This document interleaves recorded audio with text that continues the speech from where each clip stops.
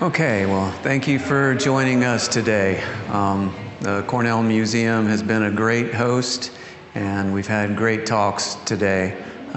Before I start the final talk of the day about climate action planning, just want to mention how each of the previous presentations kind of build on the concept that we're working on here for our climate action planning. So habitat restoration is extremely important.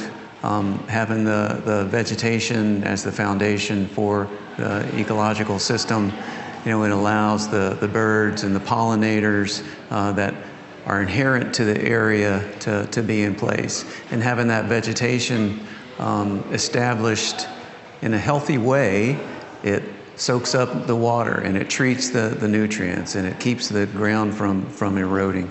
It also has a huge quality of life component, but the environmental functions that the environment provides is big economically. Having plastic in our environment, that is magnified through the food chain. So it's not just a matter of it would be nice to recycle. We really need to look at reducing those releases into the environment, because ultimately almost everything that is put out as waste can come back and have a negative effect on human health. I'll give you another example. The PFAS chemicals, the forever chemicals that are out in the environment now. At a time, they were released and they had a beneficial function, certainly, but now we're having to pay to clean our water and monitor. So we really need to be concerned for our own health and benefit for the cleanliness and resilience of our environment. The coral restoration work that's going on, that coral has a tremendous economic benefit.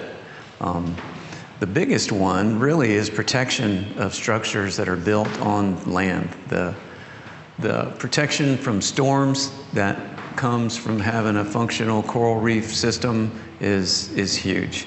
And then you put on top of that the economic value that comes from the fisheries and the diving systems. It really is a smart thing. And from a climate change standpoint, that reef system is going to change. Now the coral in the Keys has died off more than 95%, and the temperature of the water probably is not going to allow that to come back, at least not at the shallow level. Deeper waters will. We have an opportunity for protecting our shoreline by enhancing the reef system that's here. And then the restoration that's being done in the municipal beach dune system and at Atlantic Dunes Park, that dune provides a huge amount of protection, along with the economic value of having a good beach. And the last two talks, focusing on energy conservation and our built environment, those again have huge economic benefits and resilient benefits, better buildings that operate at lower cost using less energy, reduce greenhouse gases, and that really leads into some of the points that I'm going to make in this next presentation. So I always still feel like it's necessary to start off with the climate change is real. I know that there has been a lot of discussion out in the community. Myself, I've been a diver since 1984, and the lower left slide there is actually from a reef system off of Isla Morada in the Keys. It's Chica Rocks. This is last year. There was a widespread coral bleaching event down there, and we have lost so much of the coral. This only is going to detract from them more, and it really starts with the high temperature of the water. And you probably heard a lot of data about climate change and temperatures in the climate, but the water really does not lie. Those corals were there for thousands to hundreds of thousands of years, depending on what your beliefs are, but those corals cannot die at the rate that they have over just the last couple of decades and continue to provide the functions. Something major has changed in our climate, and this is just the beginning of that kind of effect. The top right slide, you might recognize the North Pole, Greenland, and, And right here is Canada. This little sliver right here is Alaska. And all of this area is Russia. So you would say, well, we have less polar ice, and that melting ice will lead to more sea level rise, and you would be right. But what I want to point out here is that Russia now has a lot more access to bases that are built in those areas, and they actually are enhancing military bases that are built there. There's a lot more ability for ships to go through that area. Climate change is going to have a huge geopolitical effect on the world. And this is just one example of that. China is building marine bases also. Low-lying countries that are island countries, they don't have any question about whether climate change is real. Okay, they're looking at not existing, not having any emergent land for them. Climate change is not a political issue, it is an existential issue for them. And when there is no land for people to be on, and there's other countries that don't have the kind of resources that the United States does, when they're impacted through heat, through flooding, through storms, immigration is going to be affected. So it really is wise for us to understand that climate change is real and to take the steps that we need. So those are some pretty large issues, and I do like to bring it home to how it affects us very locally here. So last year in West Palm Beach was the second warmest year on record. I'm going to make a prediction that this year is going to be the warmest year. And I don't have to have a crystal ball, because the last 6 years have all been, or since 2015, we have 6 of the warmest, the top 6. That's an unhealthy trend for us, and it's not in keeping with the past. Had ocean temperature measurement in the Florida Keys, 101 degrees Fahrenheit. Warmest ever recorded there. Major category hurricanes we're having every year now. I've been a resident in Florida for more than 35 years, and I have never seen every single year Category 4 and Category 5 storms. Andrew was unusual, right? But I'm going to predict again, this year we're going to see more Category 5 or 4 storms. And why is that? Well, the water is so warm. The warm water is the fuel. So climate change is real because we can see the effects. Another one is the rainfall event at Fort Lauderdale Airport, where it was actually shut down for 3 days. That's a huge economic engine right there. It affects people's travel to meetings, families, our culture. So there is a lot that is happening, and we already are feeling the effects. I'm going to talk a half hour about this slide. Not really.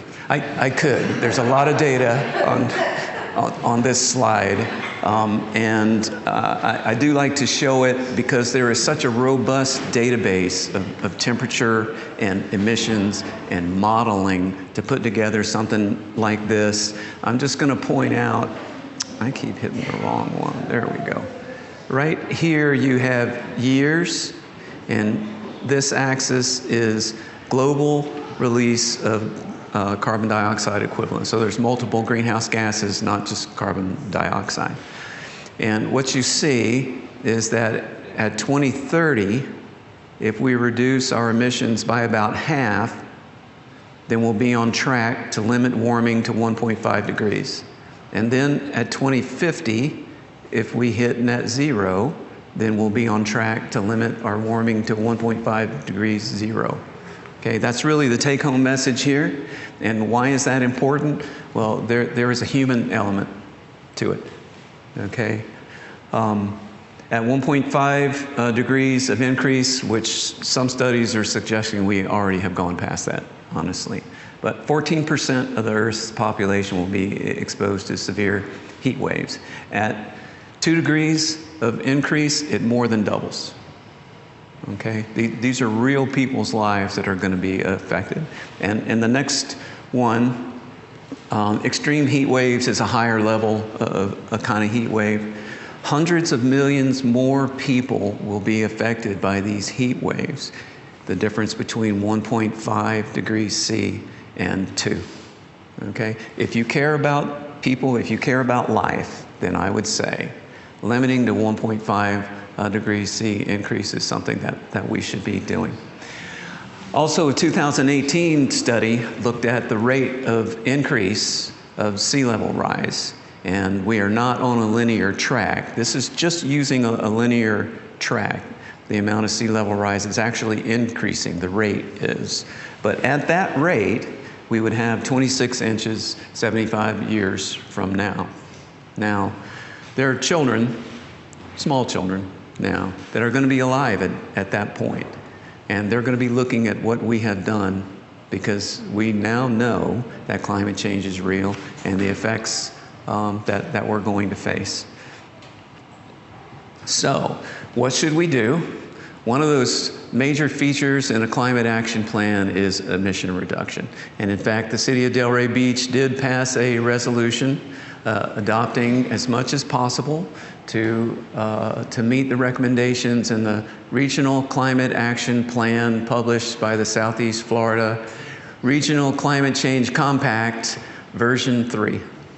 That is an excellent document, wide-ranging, was written with leadership by Monroe County, Miami-Dade County, Palm Beach County, and Broward County. The city is one of the participating cities, along with multiple other cities and tribes in South Florida. So we need to take actions that will reach these goals. And in fact, a lot of cities, even nations, have taken this pledge, and we're behind on what we need to be doing. But the cities, one of the city steps that has been taken is a greenhouse gas inventory. This was using 2019 data, and what you see is in this pie chart here, what are the sources of our greenhouse gas emissions? And so transportation is more than 50%. This is a really common kind of chart for cities like ours. And then from residential and from commercial buildings, the built environment, like the presentations that we just heard related to energy rating and energy benchmarking, this is about 45%. So between transportation and our built environment, we have more than 95% of our greenhouse gas emissions. The good news is we know what our targets should be. We should address policies and actions that address transportation as sources and our buildings as sources.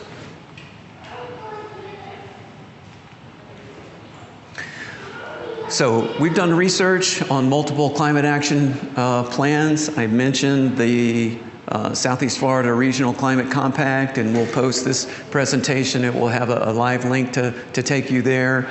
What I'm going to talk about later in the presentation should look very familiar because we pulled heavily from that. But not only that document, Boca Raton has a climate action plan. Boynton Beach has a climate action plan. Charleston, South Carolina has a climate action plan. A lot of cities do, and we did research to put together our own survey that's going to be the last part of this presentation, because we want the community to be aware, first of all, and ask us questions, but we want to know what the community thinks is important, because that's going to guide the steps that our office advises, and hopefully the city will be taking. There's also a guide from the Florida Department of Environmental Protection. This kind of adaptation planning is related to climate change, the kinds of things that we need to be doing also. And the city has actually done a climate change vulnerability assessment. This took data on property and property usage and elevation. And then it took modeling information for rainfall and storm surge, and it said, related to the elevation of buildings and their type of use. Is it an assisted living? Is it a hospital? Is it a major roadway for evacuation, right? Under different scenarios, how is climate change gonna add to the risk there? And that report is also online. I'll also add in, we have a comprehensive plan for the city. Every city and county in Florida has to have a comprehensive plan. And one of the elements there actually directs the city to develop a climate action plan that addresses coastal flooding, storm surge, floods, saltwater intrusion, and other impacts related to climate change. So what we did in synthesizing all of those and in working with our Green Implementation Advancement Board, we have 6 categories of topics that are organizing our climate action plan. And if you look at other climate action plans, you'll see very similar topics, and I think that that's good. We focus them a little bit differently or combine some topics, use a little bit different terminology, but we are consistent with a lot of other places and the topics that we have come up with. And so our survey that is online, and we'll have the QR code at the end of the presentation, is built in this same kind of format. And we took all of the different questions and all of the initiatives, the topics, the principles that we could find, and we compiled this survey list that we'd like the community to go in and tell us, do you think that this is an important issue? And then which of the topics beneath that are the ones that the city should work on? So we're going to walk through those now. The first one is energy and built environment, and we had great talks earlier from Chris on energy. Do you want us to, so the survey will actually say, is energy built environment important? And which of these items do you think that we should work on? Is energy efficiency important in the city? And as far as the rest of the communities, that's something that we should be focusing on. Renewable energy, and again, is it in the city, residential buildings, and commercial buildings also?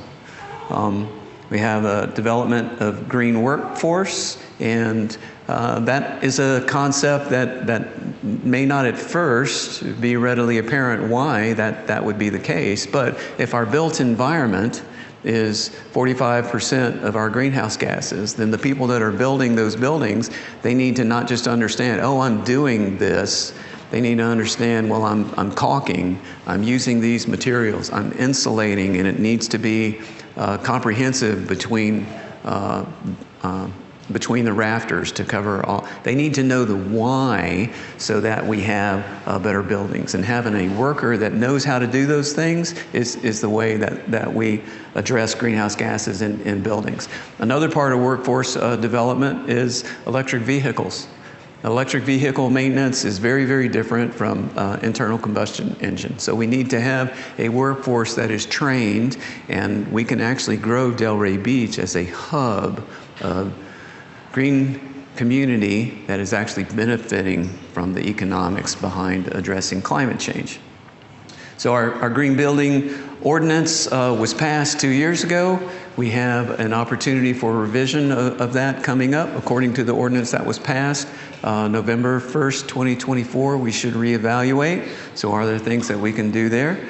And on each of these topical areas, there's going to be a question about outreach and how do we focus that.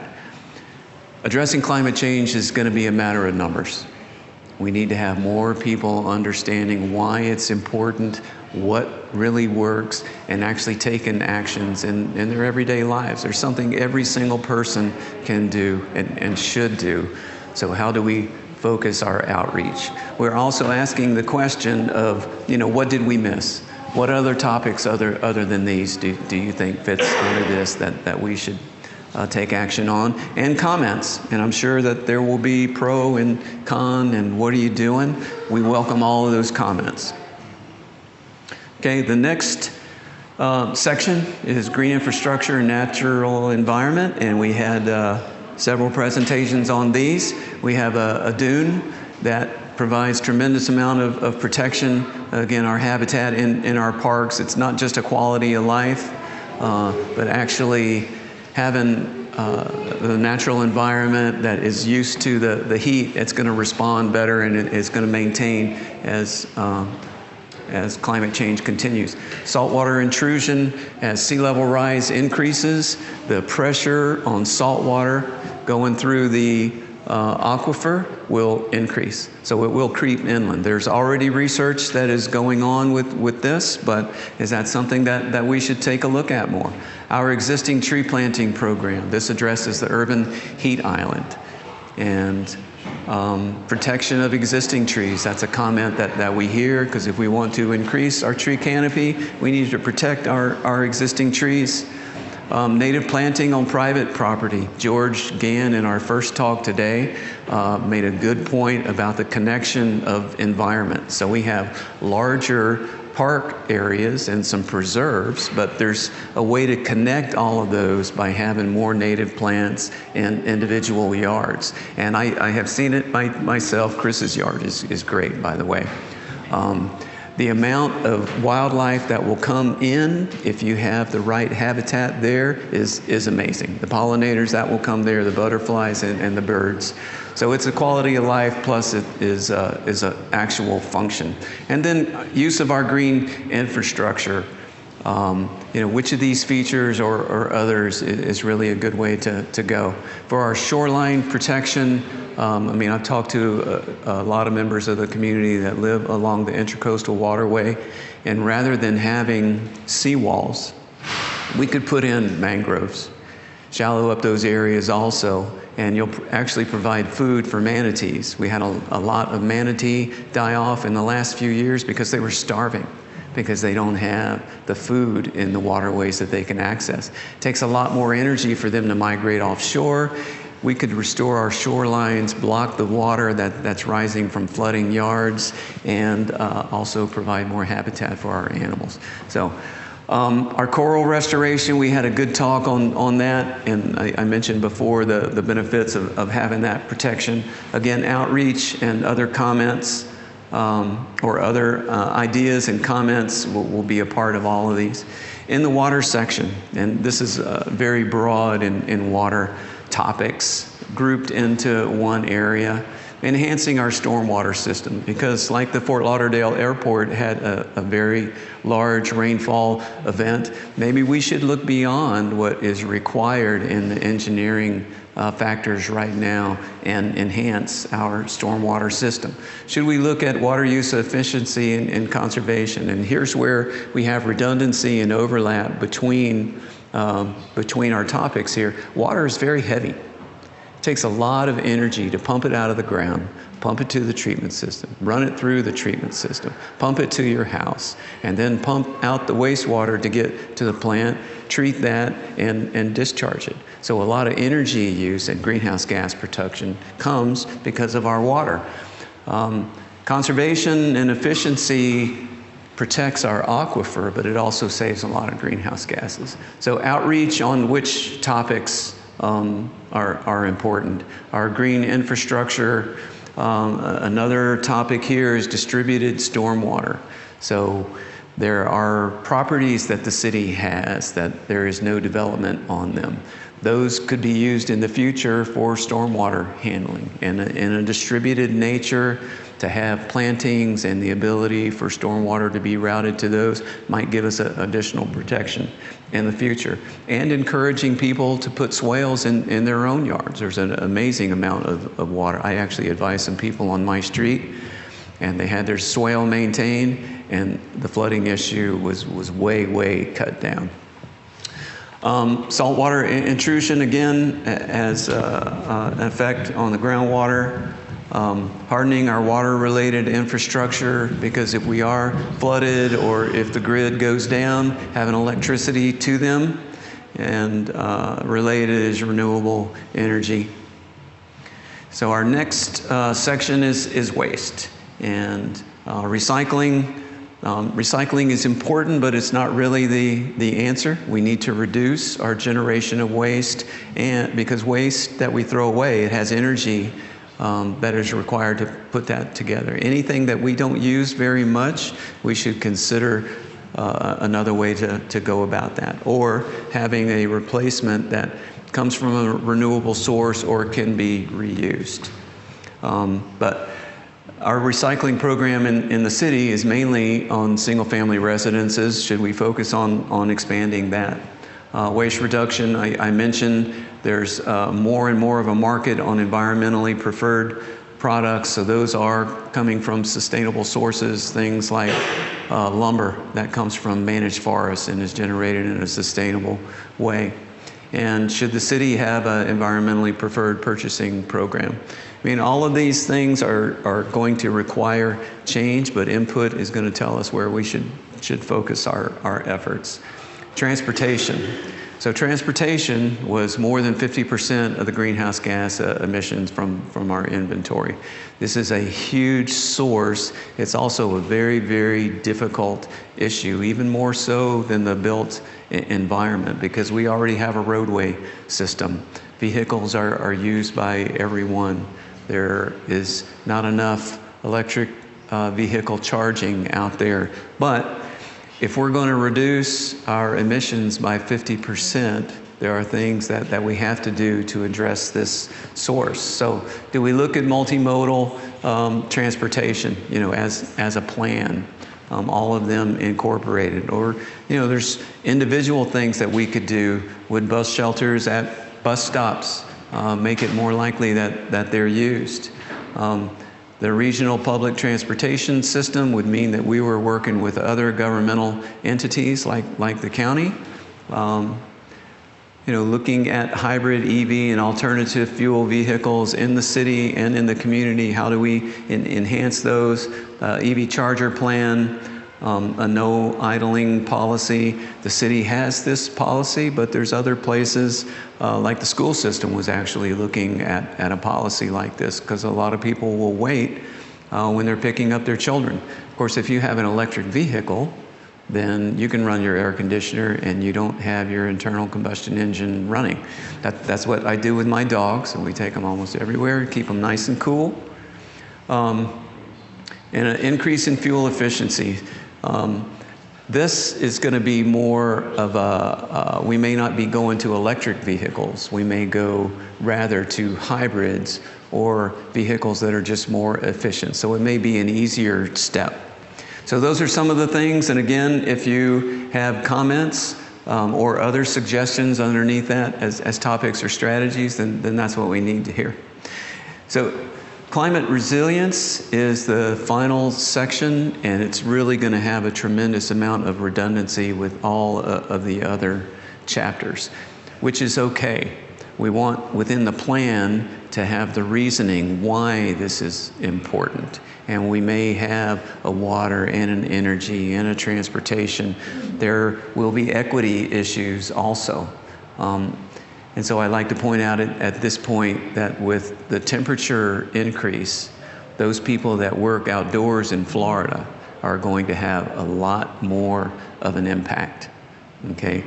A lot of times the people that work outdoors for 8 hours a day, they're also going to be lower wage jobs. So then when they go home, what we're seeing temperature-wise is there's not a cooling at night like there was. That's one of the features in heat waves. That's a description.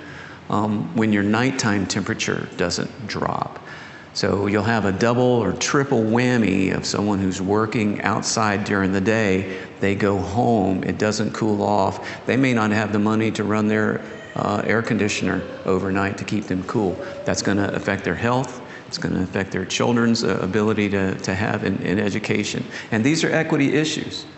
I mean, these are facts that if we just think about them more, then the importance of climate change really begins to be real to us. So our tree planting program addresses heat. And so trees in certain communities, especially along the street, parking lots, can be important. Enhancing our stormwater, again, we reduce the flooding. It helps with transportation during a storm, our dune restoration, green infrastructure, our resilient buildings. I mean, we focused on greenhouse gases and green construction, but now a lot of the green building certification programs are actually giving points for stronger buildings too, especially the Florida Green Building Coalition certification, which is specific to Florida, clearly recognizes and gives points for more resilient buildings. Coral reef restoration, and I threw policy development in there because there are things that we can pass as far as initiatives, preferences for what we do. Our green building ordinance, for example, is a regulation, but it would be caught under policies also. So that's our survey. We made it very robust. We did a good bit of research to try to gather as much information, and we're going to keep it open for probably a couple of months, depending on how much response we get. But we're really hoping for at least a couple of hundred responses. Even more than that would be great. And we will take that information, summarize it, and we'll be looking to make a presentation to our commission to let them know what the community thinks and what we should be working on. So I appreciate your time. This is the QR code, and I hope that you will take the Climate Action Survey. Thank you.